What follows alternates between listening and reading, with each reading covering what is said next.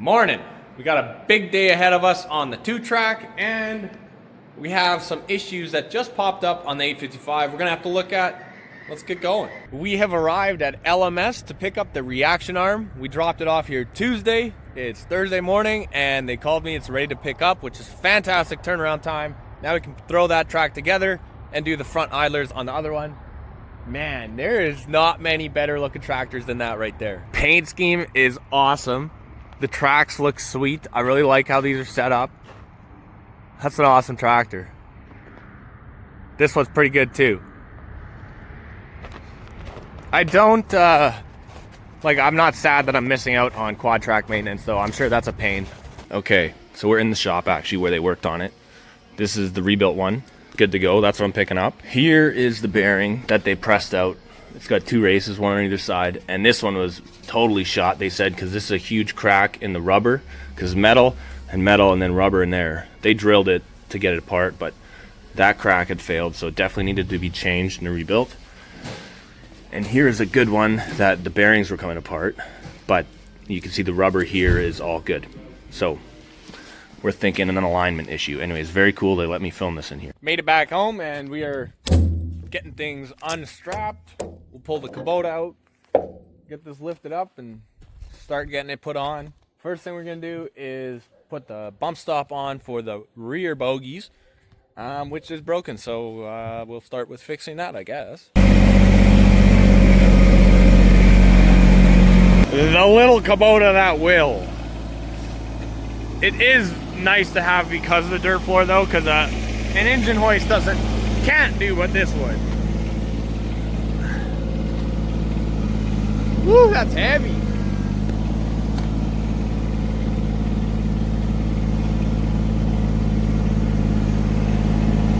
Ooh, we're tipping. Okay. Yeah. Let's lower this. Holy. Got us back on 2 wheels here, buddy.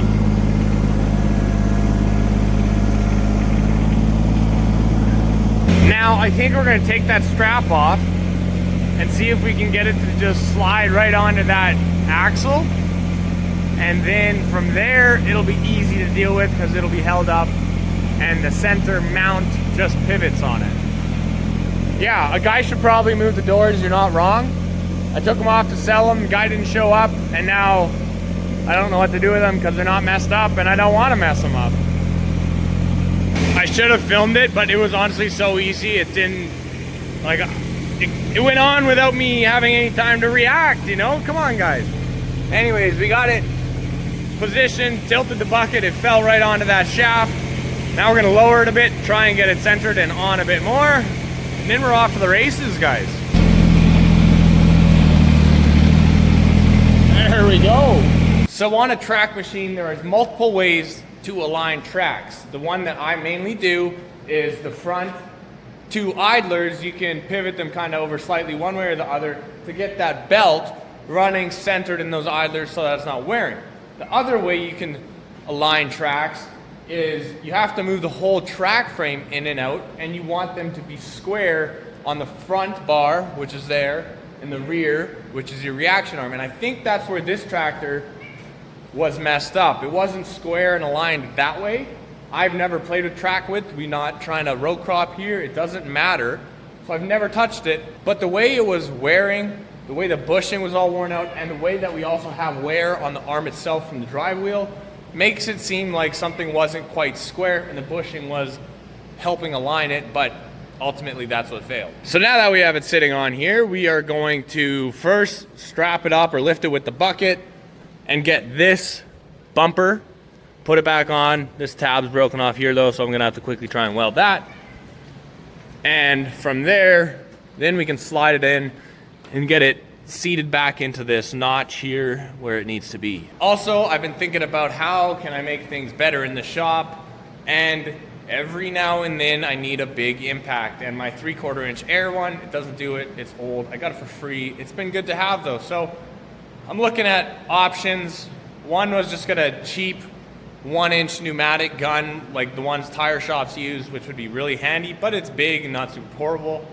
Has a ton of power though, but I think for what I need on the farm, a 3/4 inch high impact Milwaukee gives me the flexibility to do stuff in the field if we have tight bolts, but it also delivers enough torque that I think it would undo all these fasteners fairly easily. You know, anything that has to do with tires on the semis or the drive wheels on the tracks, I think it would do most everything. Kind of fits the bill, and that one is cheap because like a 1-inch Milwaukee gun is like $1,500, which ain't happening. So we welded the bottom, grounded back. Now we're gonna weld up the top, fill that crack in. I'm sure the rubber will catch on fire, but I think it'll be fine.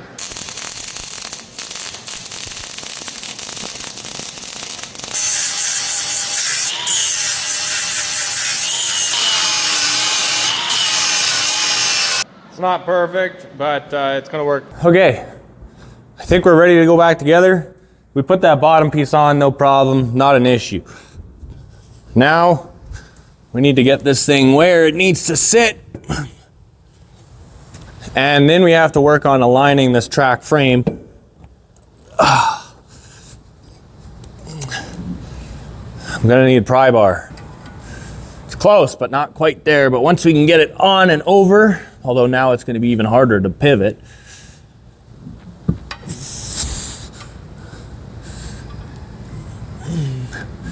Yeah, that ain't it. I got an idea. We'll slide this end out and try and work on getting that end in.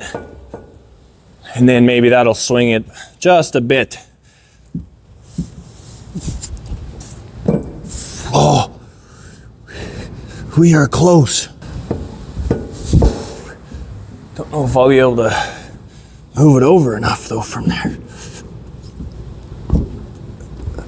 Okay, it's sitting in. I spent some time messing around with it with the pry bar. I didn't want to have to get too crazy. And we just put it in here not lined up. Well, it was walking itself over.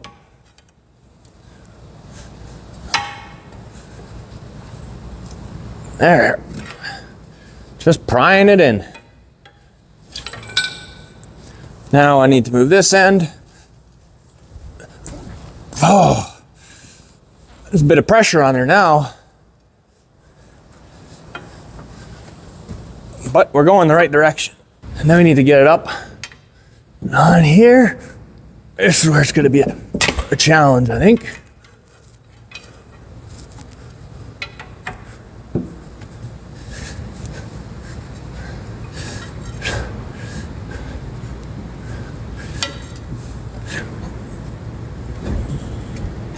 Ooh, wow, it's moving the whole track.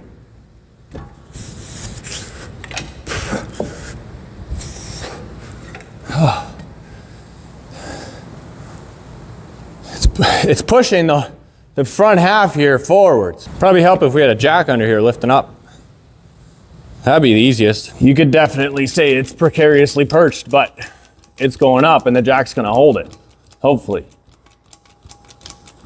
And then we can work on sliding it in. Oh, we're caught on something.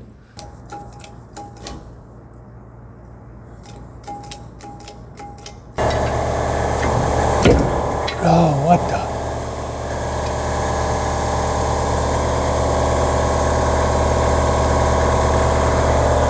We're up high enough now.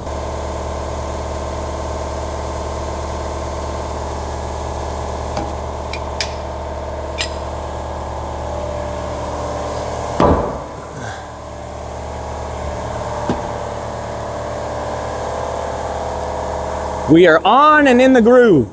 I think we need to pull this way. Just square it up a bit.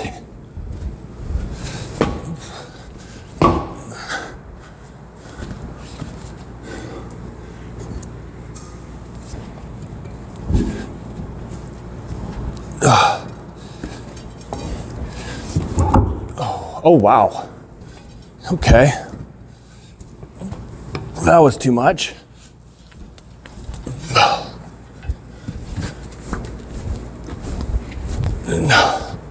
Now it's stuck. If I can get that pusher bolt on now, we'll be good to go. We got our pusher bolt in there, just one right in the back here. And we're just gonna use that to relieve some of the pressure on the face here, because then we got less contact area holding it together, and then we should be able to slide it the rest of the way fairly easily.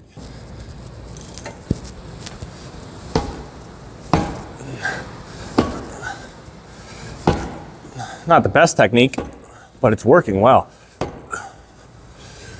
Oh, we've gone too far. That's no good, fellas. Now we got our 5 bolts here. Oh, that's the wrong way. See how well they line up. Oh, man, I tell that aligning notch, it definitely, like, it makes it a bit harder at some spots, but overall, very handy. These are going together well. Can I reach my arm through and get it? Oh, look at that. That's nice access. And the last one up top.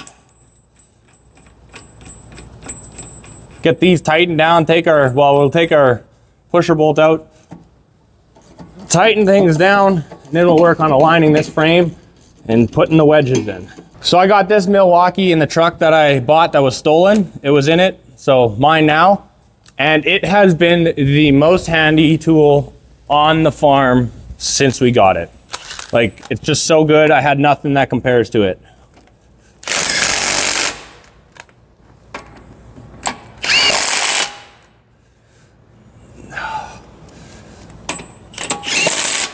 Now we'll just give them a couple hits with the big gun here.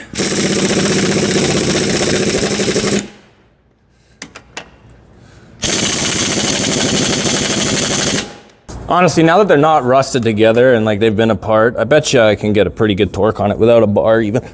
Oh wow, okay, that's tight. Might need a bar if I want to go any farther. Wow, zowie.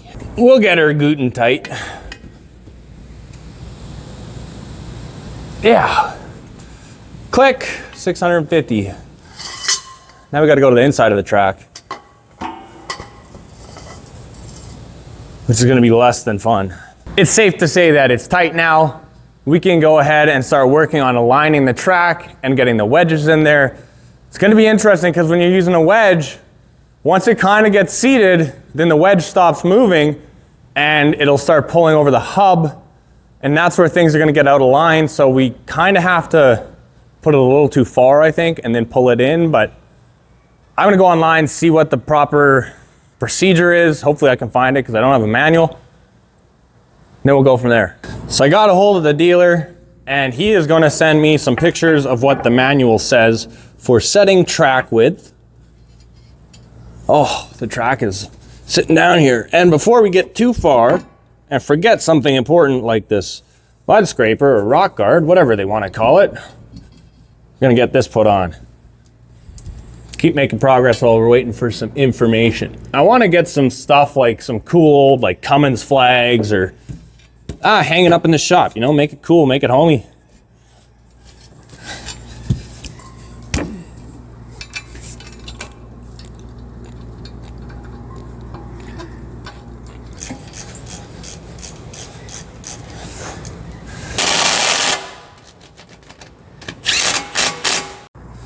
There we go. We got them all cleaned up nicely inside and out.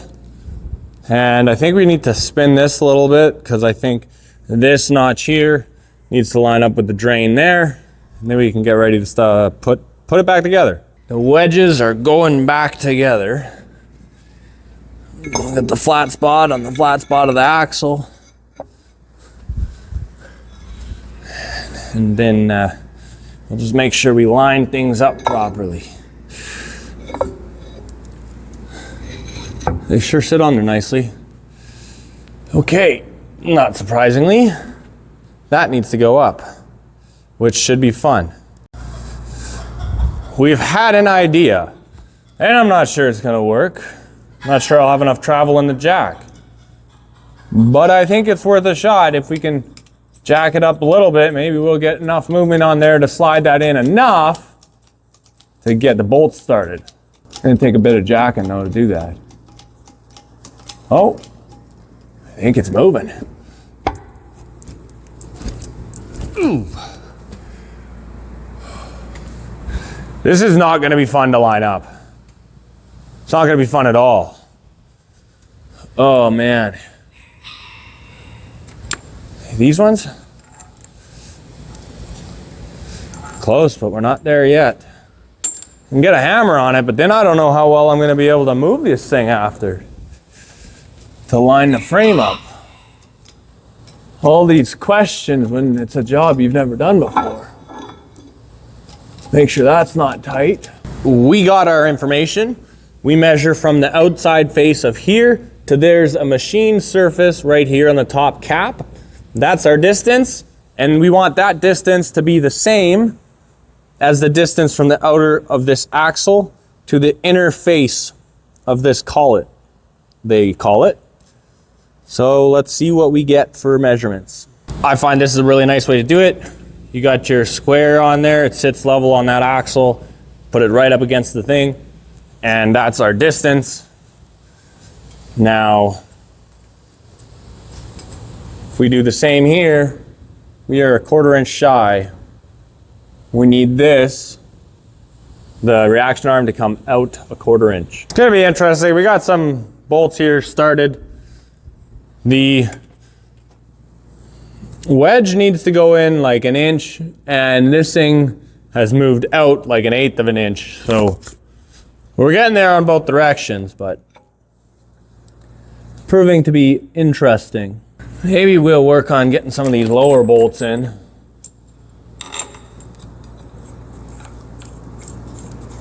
And get this pretty close to where I want it, and maybe that'll limit some of the travel. It's gotta be a procedure or something some of you guys know that gets these things just bang on every time. And I would love to know it as well. We've been tightening the top one, which pulled this face over to like right where it needs to be. This thing is perfectly square, same distance. Now we're tightening the bottom wedge because it slid pretty much all the way in, and I'm thinking if I can bottom that wedge out or get it pretty close, it'll stop this from sliding and maybe this will slide. That's the theory.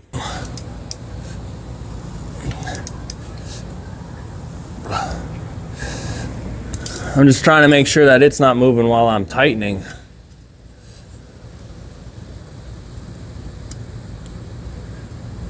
I think we're still good. It's going together really well actually, since I kind of set it with this bottom one where I wanted it, and now we're pulling this top one tight. Don't know how, well, I do know how far I need to go because I can see where it was. And it's been dialed in, just staying exactly where I have it set, which is good. I'm just hoping that since we put this bottom one in, it's not past the rust mark, so it shouldn't be too tight, but I'm hoping that this one kind of gets where it needs to be just by working these bolts all the way around it.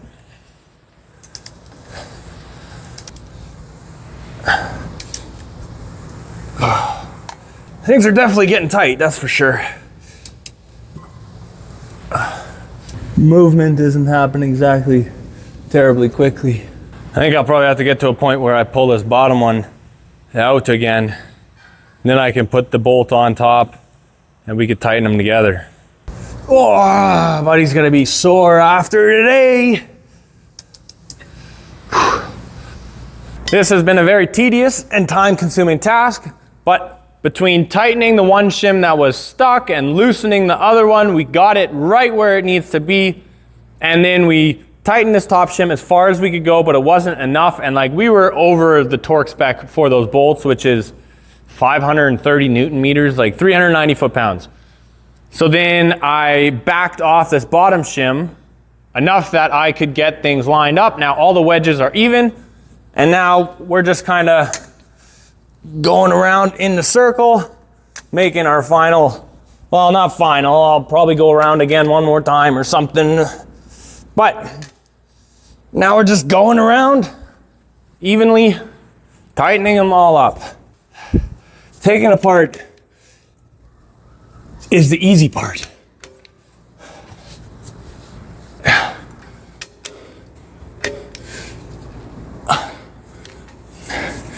We should measure this. Oh yeah, that's perfect.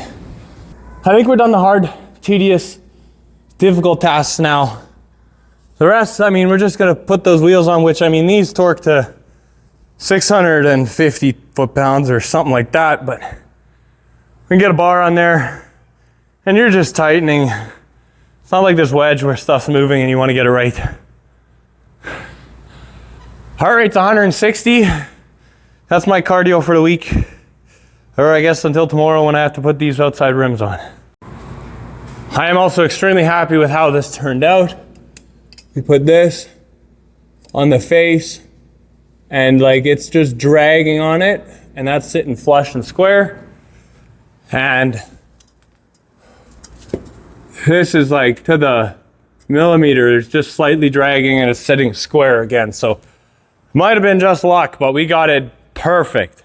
You can see in here, there's the red mark and we're just in a little farther, but all in all, it was pretty much darn where it needed to be.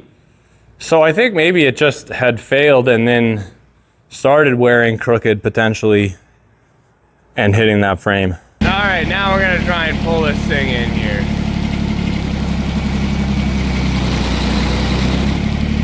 It's not gonna work.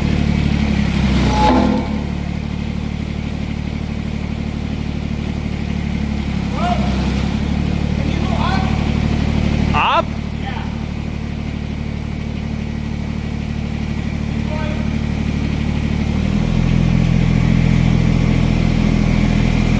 Okay, back. Okay, go. We got that inner rim on. It was a real chore. Once you figure things out though, it goes pretty easily. And the way we did it was we had a strap going from the top of the rim to that bracket up there, lifting up. The Kubota is lifting up the track, and then we used a strap on the bottom of the rim, pulling it towards the Kubota. And it actually worked pretty well. So that's where we're at. This outer one will be super easy because the Kubota can just lift up the rim and kind of put it in there. So we're making good progress. Maybe I'll get to the front idlers on the other side today. We got that one kind of tightened up. We're gonna work on getting that one. That's quite the way to get out of the track. I guess that works. Wow. Yeah. Young buck over here. I'm athletic. Yeah. And then once we get the track down on the ground, then we can torque all our bolts and get our last set of weights on the front.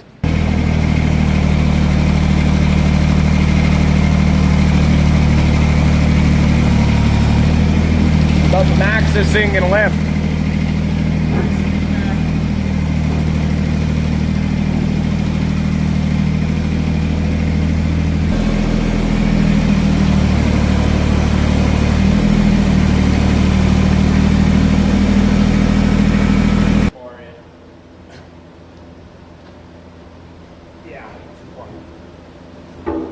There it is. Okay. Yeah, why not? I can lift the track. I'm gonna try spinning.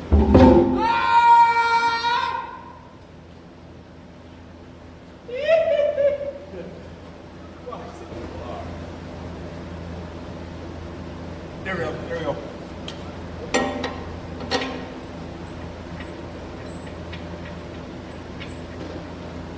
Maybe the top one will go? No, like that one will line up for sure. That one going?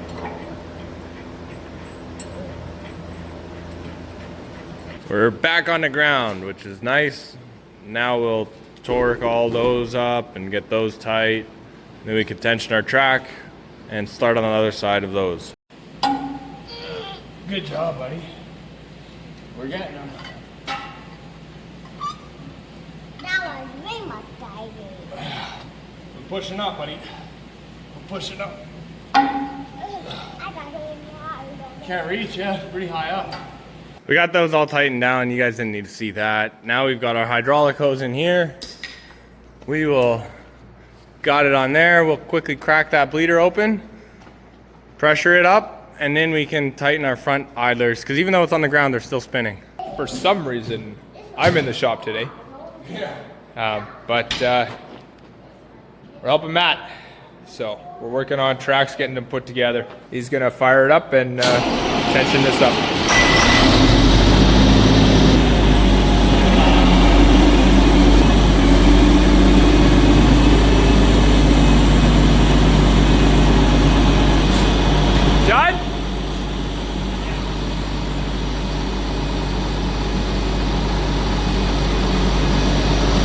Now he's just closing it up.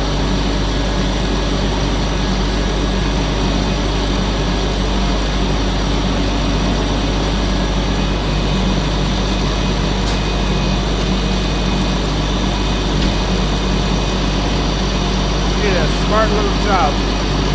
Okay, we actually got this whole track put together. Things are tightened up, ready to go. We're gonna double check our oil in our idlers. We need to do that. But now we're gonna spin it around so that we have access with the Kubota to the other side and start on those other hubs.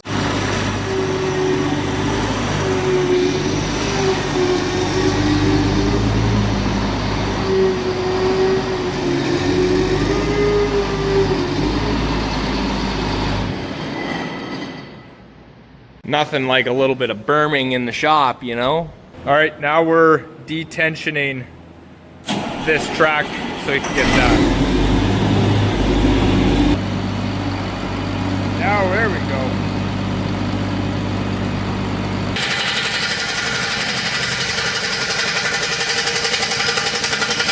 We got this one off. Sitting over there already.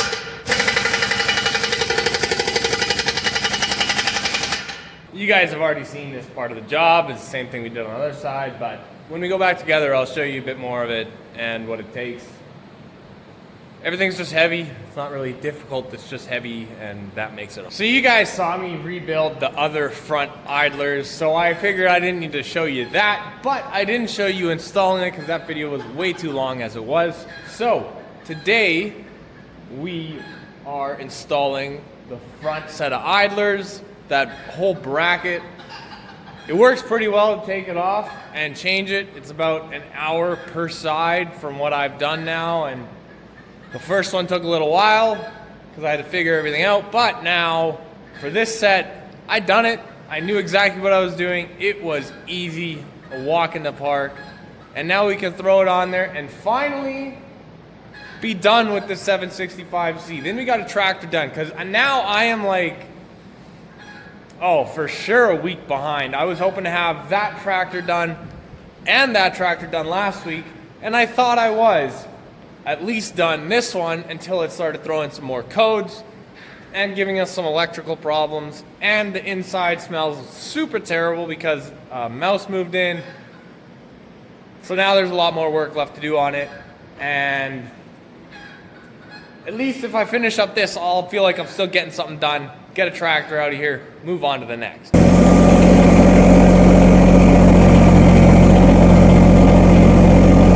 Okay, so we got it in, yeah, fairly decent actually, man.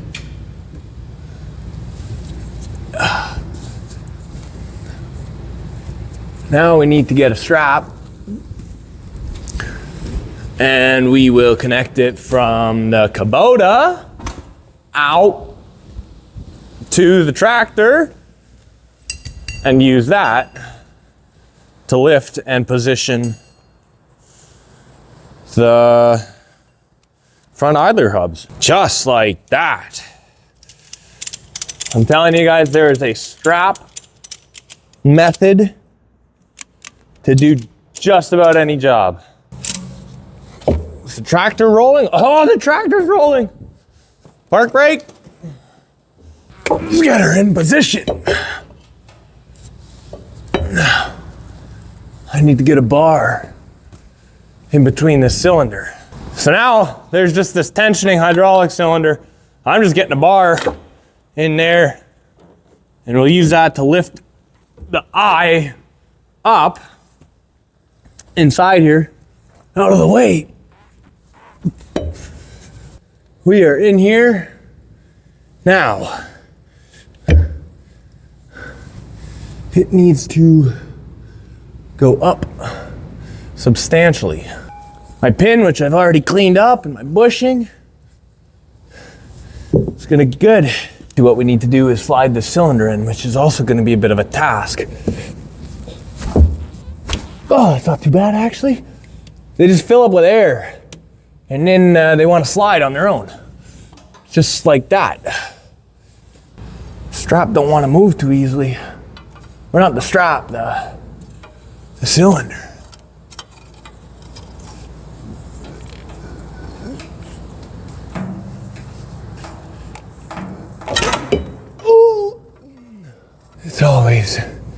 always interesting, fellas. There we go. Okay.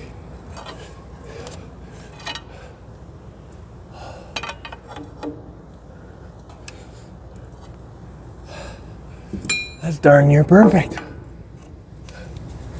Oh, I need a hammer.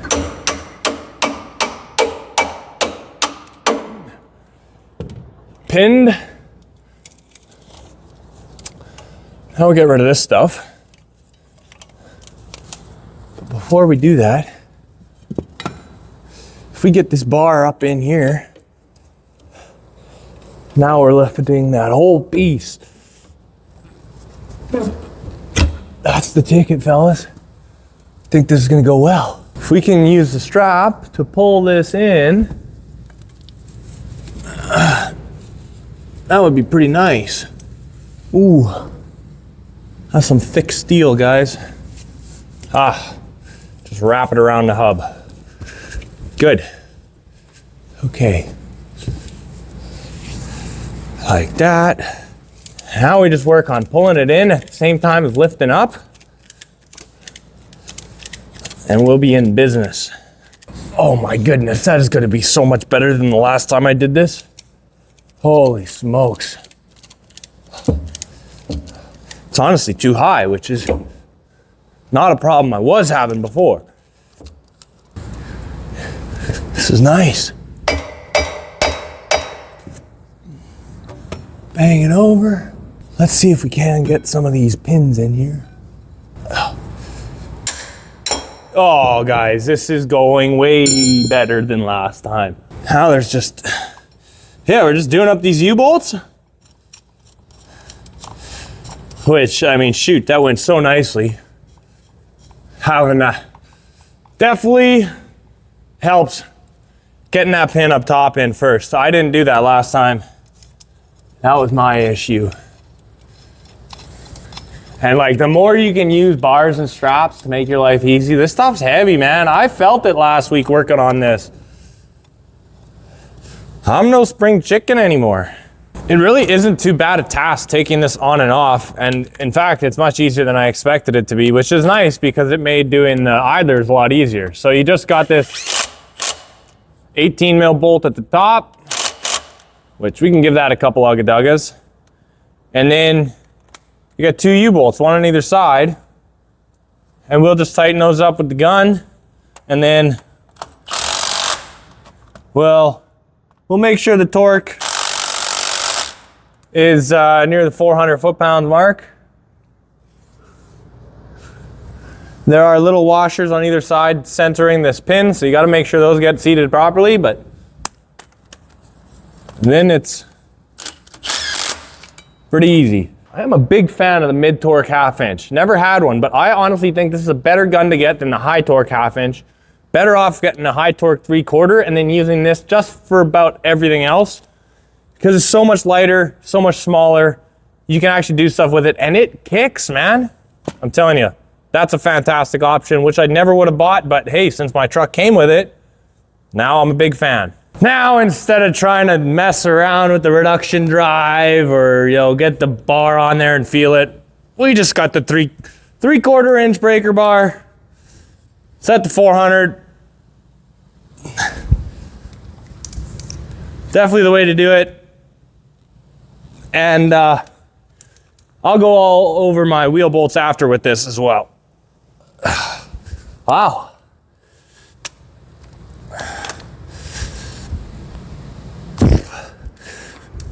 Oh yeah, we're getting there. Hoop. There we go.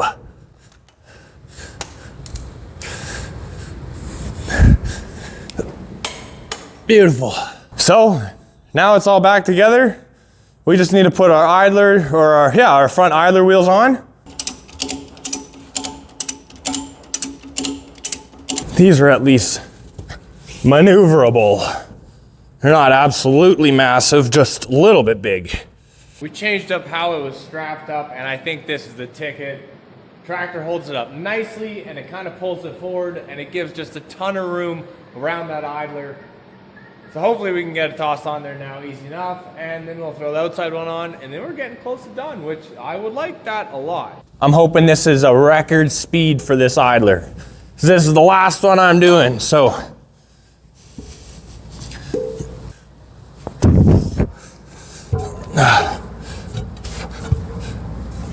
Man, that's like right there already.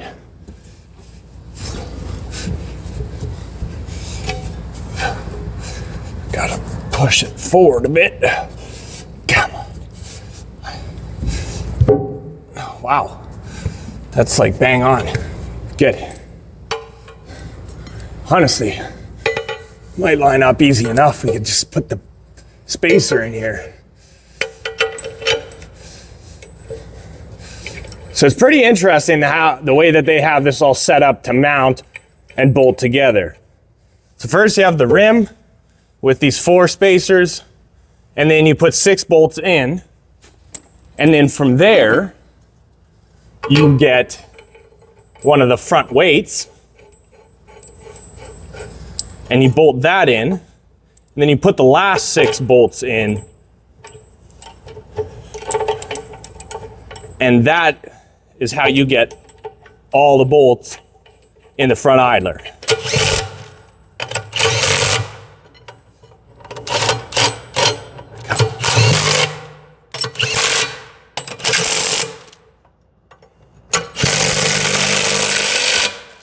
Let's grab that weight. So there's 2 of these weights on every idler. So 8 of them total, and they weigh 125 pounds each. And that's just one of the things you do to try and weight up a tractor. And so us being in Manitoba, weight is not the biggest factor. We're flat ground farmers. We farm nice square fields. I love it, but some places like Saskatchewan, you're trying to weight the thing up so that you got all that ground pressure because you got hills and you're pulling different implements or different soils. It's just all different, and you want the weight so that you got the grip. All right, let's get this thing positioned, and this is going to be multitasking for sure, but I think we'll get it. Hardest part's getting it up and on the bolts. Where are they? There they are. Okay. We're on the bolts. Now we get our bar. We put it underneath and we push down with the one knee, push in with the other knee. You use your one hand to line up the hole and the other hand to start the bolt. We're using all 4 of our limbs here, guys, but how well did that work? I mean, that was bang on. And then you can just use your knee to get things lined up. Lifting up or down, what have you. Just a little up, that's all it needed. Man, that was a record speed. You always get good at the job as soon as you're finishing the job. Now we can tighten everything down.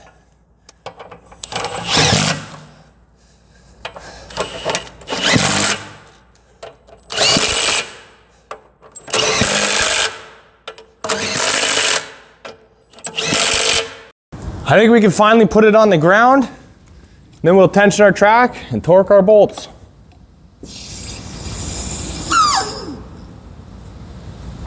That's a lot of weight moving right there. Now is when it starts to become cardio, which kind of sucks, but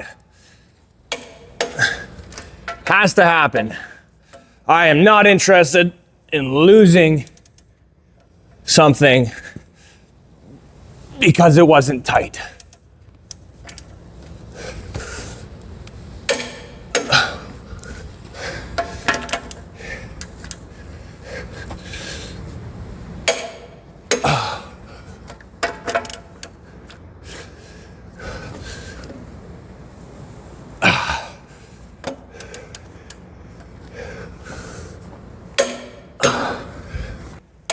we're going to 650 foot-pounds.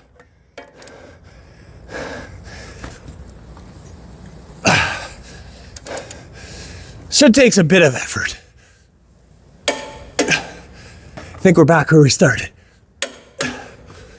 Beautiful. 1 out of 4. We got a tractor done. That is fantastic.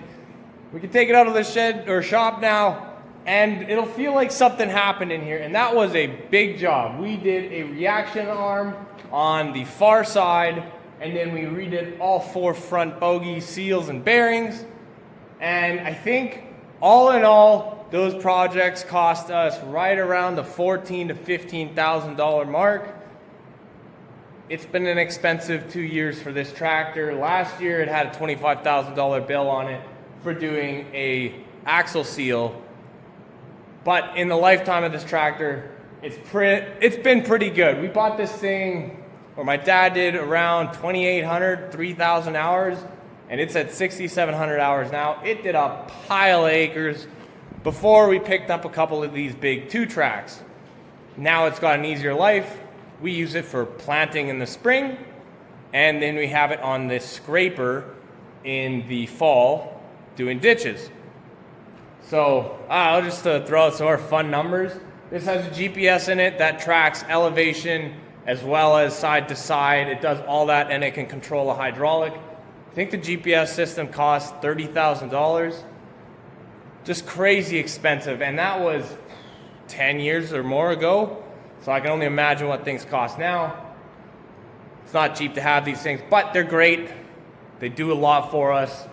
And that's why we have this 4690 behind us, so it can put some hours on it that really don't need to be expensive, you know? Share the load a bit. Anyways, we are getting closer to doing the 4690. We got to finish up the 855 first. I appreciate you guys hanging out, watching. I hope you thought this was interesting, seeing how it's all done, and we will see you on the next